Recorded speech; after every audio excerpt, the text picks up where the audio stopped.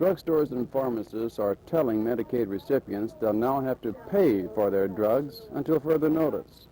You can't take any more Medicaids anymore. If you'd like to pay for these, we can fill them for you.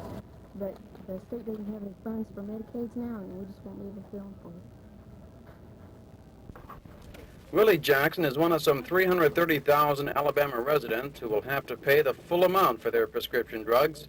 Since June, they only paid 50 cents per prescription, and Medicaid took care of the rest. Pretty bad. Well, it's not kind of hurt, but I have to have that.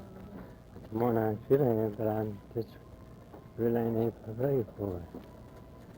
The state Medicaid director says $57 million is needed, but Wallace only has $54 million in his budget, which is being debated to death by the state Senate. Of this, some $7 million would pay for Medicaid drugs.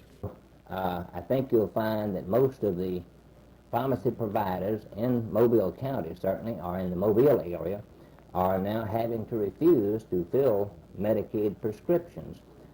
Certainly not because we don't feel an obligation to the public, but instead that we do not feel an obligation to finance the state.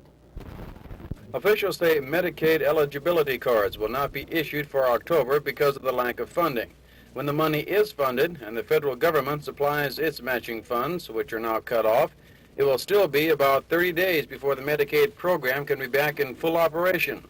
This will affect all Medicaid programs, not just drugs.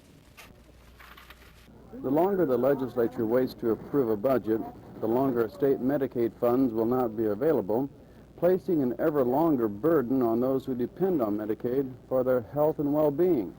John Keffer, Channel 10 Newsbeat.